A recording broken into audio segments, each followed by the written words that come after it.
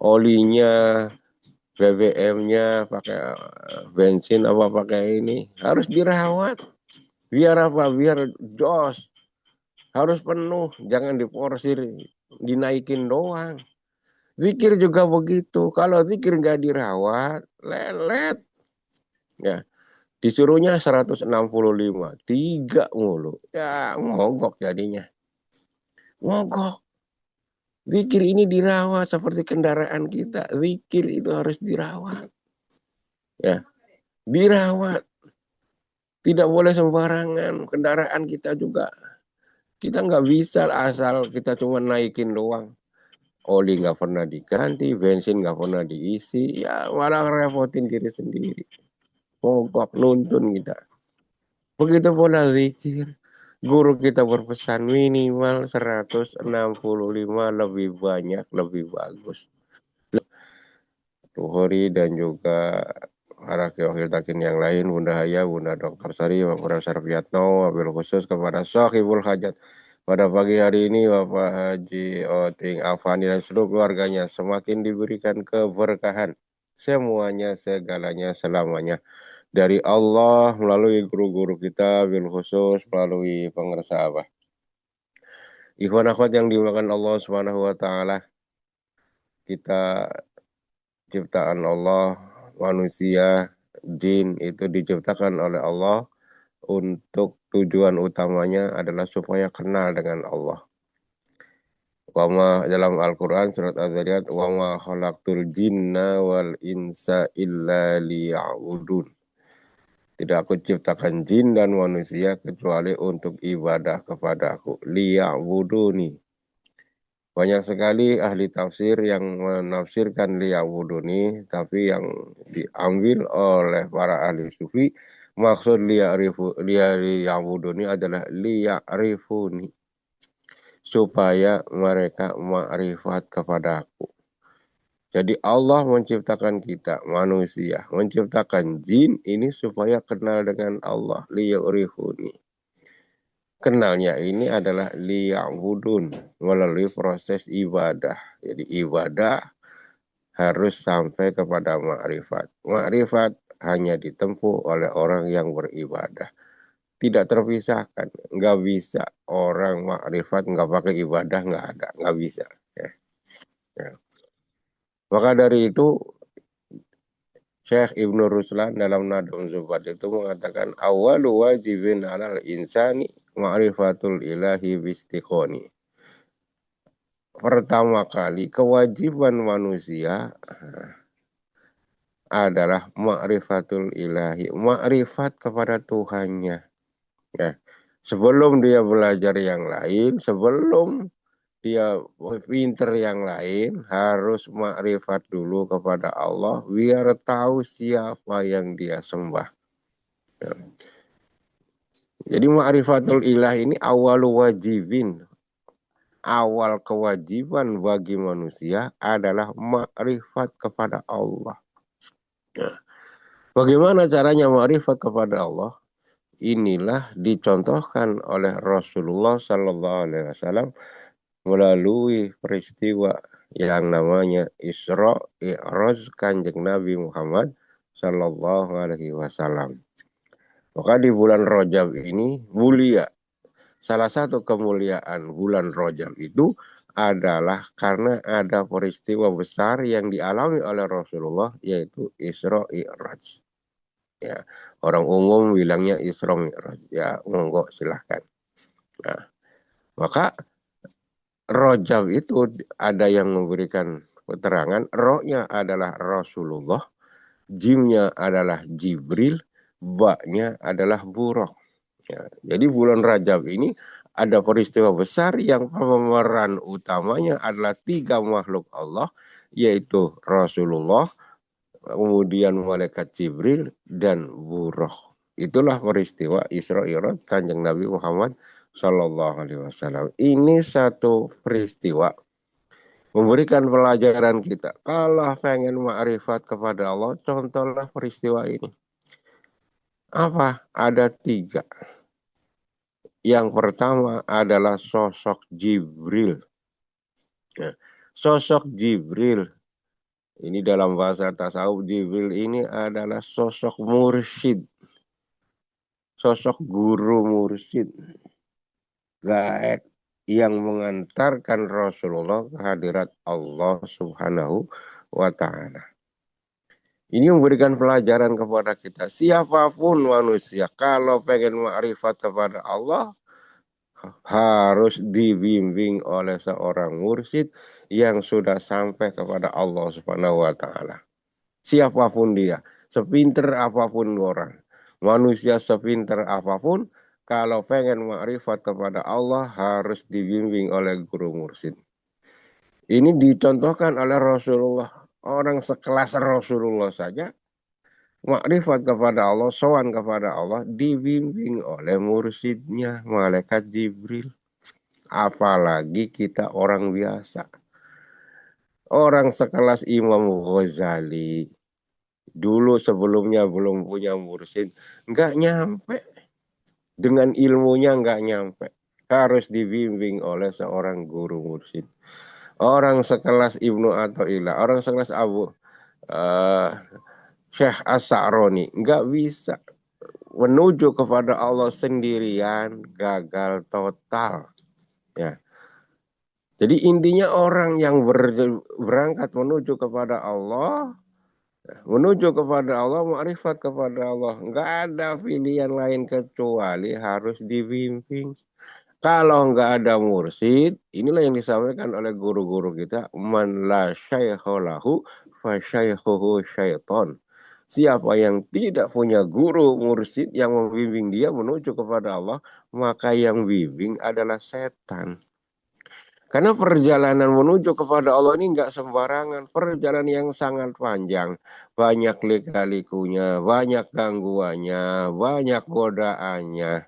Kalau kita tidak didampingi oleh seorang guru mursyid, kita pasti akan disesatkan oleh setan. Rasulullah sendiri saja dalam perjalanan Isra Mi'raj itu kan banyak berhenti. Dari Masjidil Haram ke Masjidil Aqsa.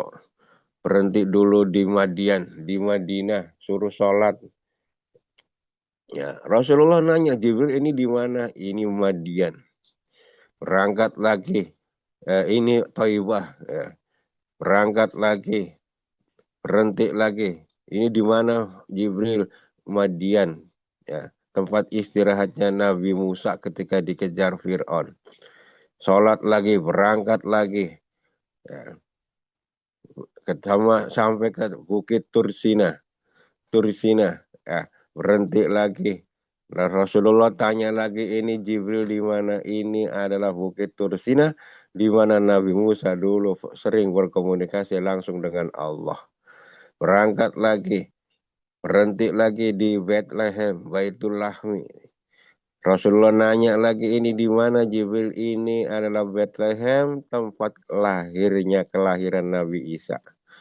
Begitu seterusnya dalam perjalanan melihat hal-hal yang Rasulullah nggak ngerti.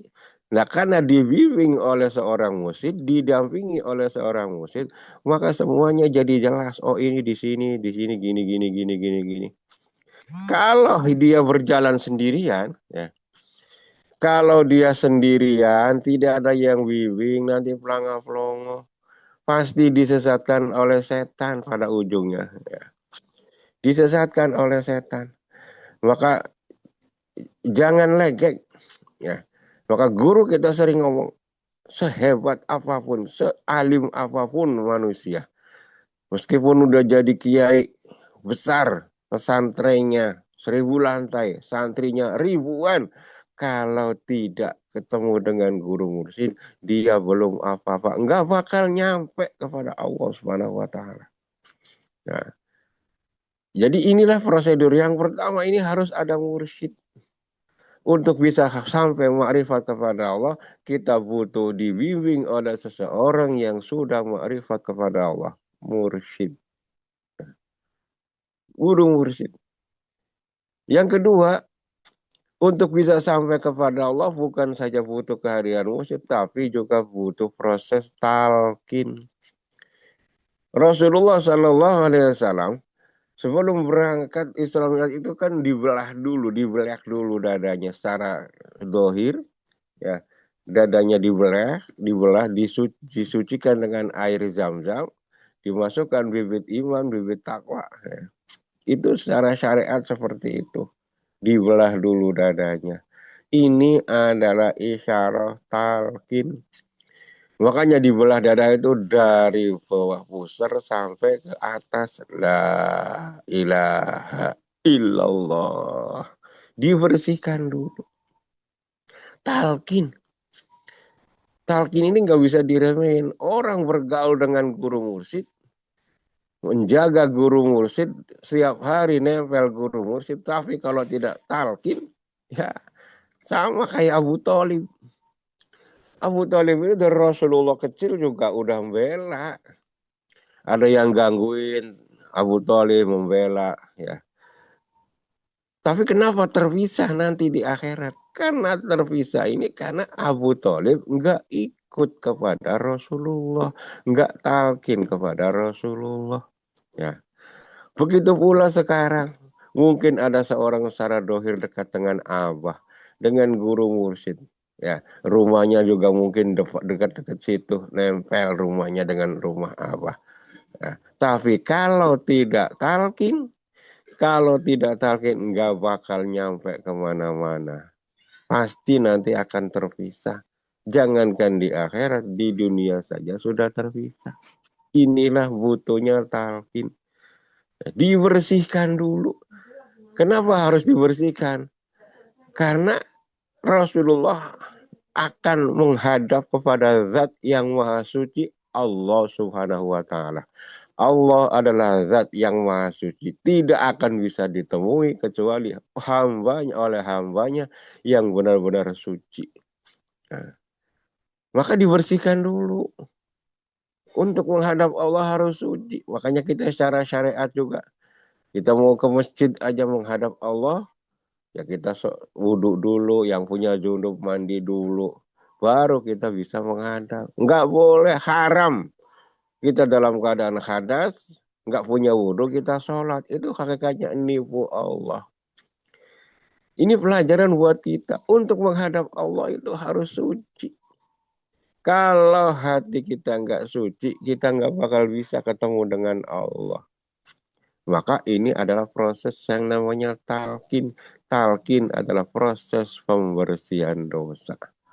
Nah, maka setelah talqin itu kan absyiru bi anallaha qad ghafara lakum. Berbahagialah kalian setelah sungguhnya Allah telah mengampuni dosa-dosa kalian.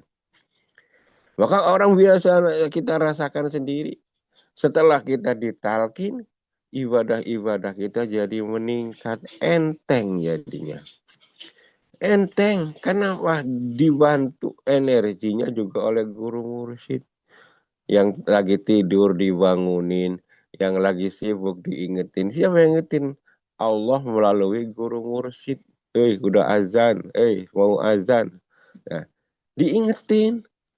Nah, tapi kalau tidak punya guru mursyid, ya nggak ada yang ngingetin kita. Kita bablas terus, duhur lewat, asar lewat, maghrib juga nggak tahu. Nah, tapi kita dibimbing oleh guru mursyid. Ya, kita ada proses yang namanya talqin. Kita semua alhamdulillah. Sholat-sholatnya bisa banyak, zikirnya bisa banyak, bisa lama durasinya. Sampai sholat-sholat sunnah kayak sholat rajab, apalagi nanti nisfu Sya'ban. Kok kita bisa kuat ya? 100 rakaat begitu lama. Kenapa kuat? Karena ada talqin. Kalau belum ditalkin, jangankan orang biasa, kelas ajengan kiai haji pun. Kalau belum ditalkin, yakin gak bakal kuat itu sholat nisfu Sya'ban. Nah, jadi talkin itu luar biasa. Makanya guru kita setiap ada tamu yang dari luar, udah talkin belum? Ya, kalau belum, talkin dulu. Nanti baru cerita, nanti baru ngobrol. Talkin dulu. Ya, utama talkin itu. Bahkan sekarang kan talkin pikir udah nggak usah orang minta, jorogin aja udah. Jorogin aja. Kata apa? Jorogin ke sorga mah nggak dosa katanya. Jadi kita kalau ada orang kemudian nggak minta talkin ditalkin, itu adalah kita namanya jorogin. Jorogin tapi jorogin ke sorga. Nggak dosa kata apa. Kecuali jorogin ke neraka ya pasti dosa. Nah, ikhwan akhwat yang dimakan Allah Subhanahu wa taala. Jadi orang makrifat butuh mursyid, butuh talkin. Yang ketiga adalah buruk. Butuh kendaraan buruk menuju kepada Allah. Dari Masjidil Haram ke Masjidil Aqsa sampai naik pakai buruk. Apa buruk ini? Zikir. Zikir itu secepat kilat. Set, set, set. Nah, tidak ada di dunia ini adalah kendaraan menuju kepada Allah kecuali zikir. Tidak ada. Ini adalah kendaraan tercepat menuju kepada Allah. Zikir. Zikir. Ya. Maka kita setelah ditalkin nggak disuruh diem aja. Amalkan zikir la ilaha illallah. Zikir ini adalah disertai dengan zikir khafi. Ini adalah kendaraan cepat menuju kepada Allah Subhanahu wa taala. Maka ada standarnya, ini zikir ini dilaksanakan setelah sholat 5 waktu, sampai sholat sunnah juga boleh, minimal 165. Lebih banyak lebih bagus. Kalau darurat, lagi banyak kerjaan, lagi sibuk, lagi musafir, boleh 3 kali dulu. Tapi nanti di lain waktu dikodok, didobel, dibanyakin supaya istiqomah mengamalkan la ilaha illallah. Ini namanya ngerawat kendaraan ibaratnya. Jadi ngerawat kendaraan biar jos. Mobil, kita punya motor. Ini harus dirawat. Ya, olinya, BBM-nya pakai bensin apa pakai ini harus dirawat. Biar apa? Biar jos. Harus penuh, jangan diporsir, dinaikin doang. Zikir juga begitu. Kalau zikir nggak dirawat, lelet. Ya, disuruhnya 165, 3 mulu. Ya, mogok jadinya. Mogok. Zikir ini dirawat seperti kendaraan kita. Zikir itu harus dirawat. Ya, dirawat. Tidak boleh sembarangan. Kendaraan kita juga. Kita nggak bisa asal kita cuma naikin doang. Oli nggak pernah diganti, bensin nggak pernah diisi. Ya malah repotin diri sendiri. Mogok nuntun kita. Begitu pula zikir. Guru kita berpesan minimal 165, lebih banyak, lebih bagus. Nah kalau ini nggak diamalkan, ya ibarat kita perjalanan itu kendaraannya rusak. Kendaraannya nggak stabil, kendaraannya mogok. Ya, malah lama perjalanan kita menuju kepada Allah Subhanahu wa taala.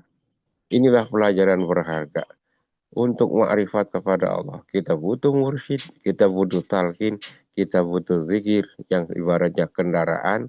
Guru mursyid kita adalah Jibril, Syekh, guru apa ngerasa apa, dan juga proses namanya talqin. Dengan 3 ini kita yakin kita semua akan manusia akan makrifat sampai kepada Allah Subhanahu wa taala. Wallahu alam, kurang punya maaf. Assalamualaikum warahmatullahi wabarakatuh.